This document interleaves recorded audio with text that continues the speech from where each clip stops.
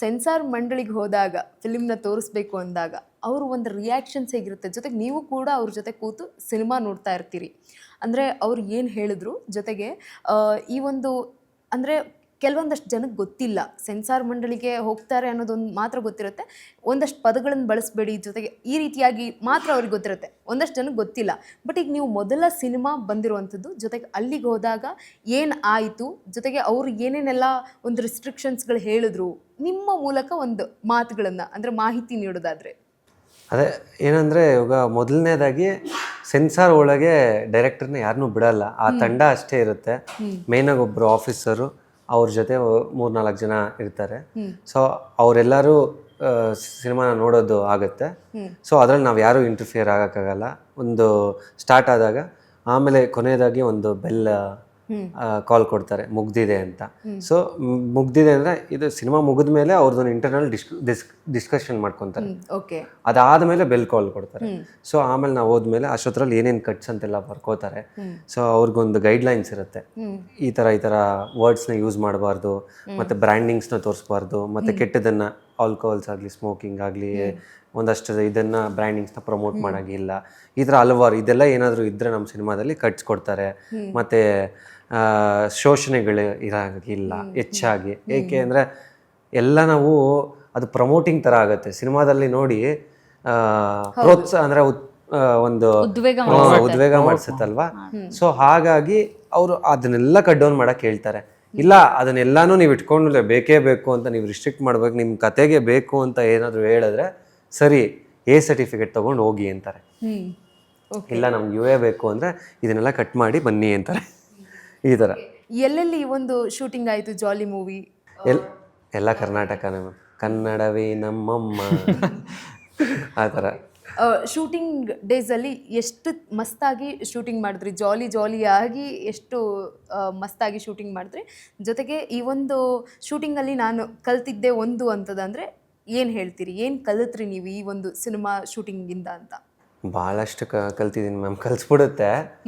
ಮತ್ತು ಜಾಲಿ ಅನ್ನೋದಕ್ಕಿಂತನೂ ಅಲ್ಲಿ ಪ್ರೆಷರ್ಸ್ ಮತ್ತು ಆ ಒತ್ತಡಗಳ ಜಾಸ್ತಿ ಇರ್ತಿತ್ತು.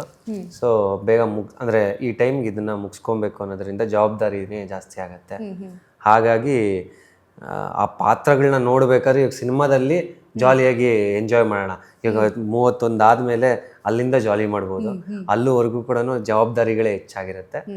ಅದಾದಮೇಲೆ ಅದೇ ಈ ಥರ ನೋಡಿ. ಓಕೆ, ಸುಷ್ಮಿತಾ ಮೇಡಮ್, ನೀವು ಈ ಒಂದು ಸಿನಿಮಾದಲ್ಲಿ ಕಲ್ತಿದ್ದೇನು?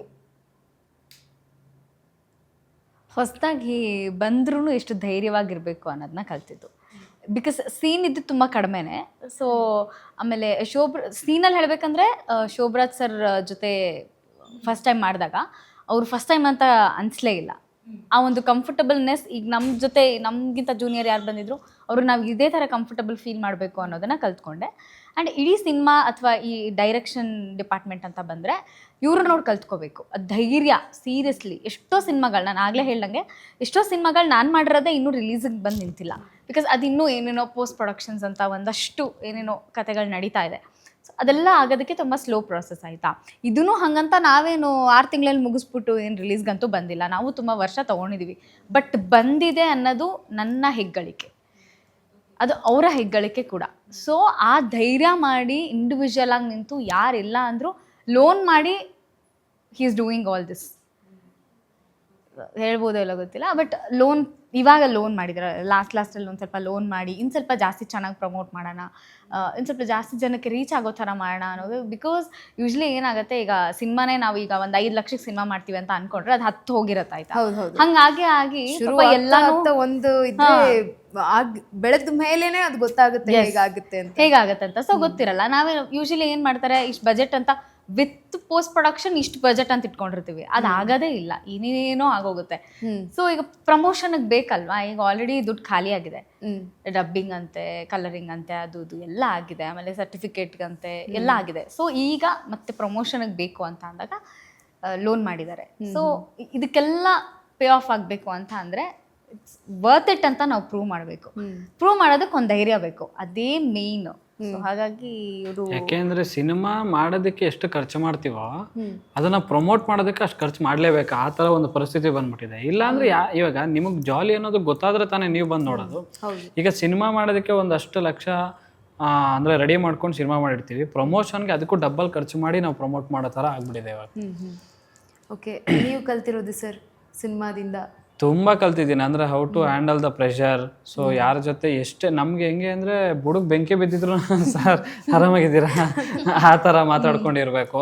ಆಮೇಲೆ ನುಗ್ಗೋದು, ಅಂದ್ರೆ ಇವ್ರದ್ದು ನಾನು ನೋಡಿದ್ದೀನಲ್ಲ, ಅದಾಗುತ್ತೋ ಬಿಡುತ್ತೋ ಗುರು ನುಗ್ಗನ ಅಷ್ಟೇ, ಅದನ್ನ ನಾನು ಕಲಿತೆ ಇವರಿಂದ.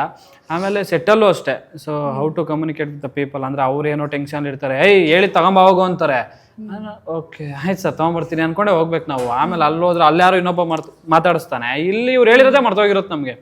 ಸೊ ಅದನ್ನೆಲ್ಲ ಹೆಂಗೆ ಕೂಲಾಗಿದ್ದು ಹ್ಯಾಂಡಲ್ ಮಾಡಬೇಕು ಅದನ್ನ. ಆಮೇಲೆ ಸೆಟ್ಟಲ್ಲಿ ಆಗಿರ್ಬೋದು, ಸೆಟ್ಟಲ್ಲಿ ಸೆಟ್ ವರ್ಕ್ಸು, ಆಮೇಲೆ ಫ್ರೇಮ್ ಸೆನ್ಸು, ಆಮೇಲೆ ಫ್ರೇಮ್ ಹೆಂಗೆ ಫಿಲ್ ಮಾಡ್ಬೇಕು ನಾವು. ಸೊ ಆ್ಯಕ್ಷನ್ ಕಟ್ ಎಲ್ಲಿ ಕಟ್ ಮಾಡಿದ್ರೆ ಫ್ರೇಮ್ ಚೆನ್ನಾಗಿ ಕಾಣುತ್ತೆ, ಸೊ ಅಂದರೆ ಸಿನಿಮಾದಲ್ಲಿ ಅದೆಲ್ಲ ತುಂಬ ಕಲ್ತಿದ್ದೀನಿ. ಓಕೆ.